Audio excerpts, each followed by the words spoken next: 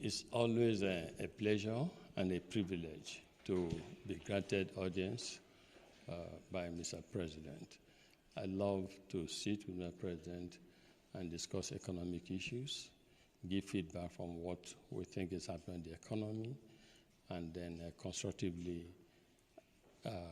agree. You know, I'm a member of the President's Economic Council, Presidential Economic Council, to just rub my butt. Today, we talked about small and medium-scale enterprises, about how to further support Nigerian medium and small-scale enterprise. Mr. President is very passionate from our discussion about capacitizing the small and medium-scale entrepreneurs in Nigeria, and I'm very happy to hear that, to feel that, to experience that, because they are the engine of economic growth. We spoke a lot about it. He talked about tax reform and how he wants to use that to support small and medium-scale enterprises. He spoke about Bank of Industry, and I was super impressed. He even called the name of the CEO that, you know, he likes what is going on and he wants them to do more to support small and medium-scale entrepreneurs in the country. To me, it was gratifying. As you know, the Tony Elumelu Foundation always supports young entrepreneurs in Nigeria and across the world.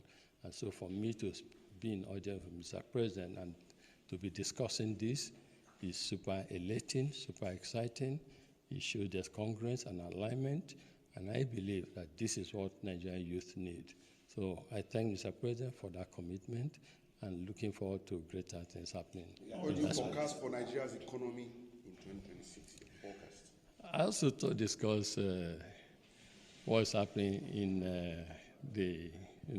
the country, the monetary policy. If you see, you know, what the central bank governor and his team are doing, is quite encouraging.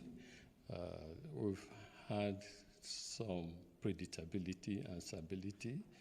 To me, not just as chairman of a bank, but as also an entrepreneur and a businessman that wears other hats, what's important is to be able to predict in an economy the direction of things, so you can plan very well. If you look at, I told someone, I said, there was a time before, if I got 10 calls on banking issues, 7 of those calls about how to access foreign exchange.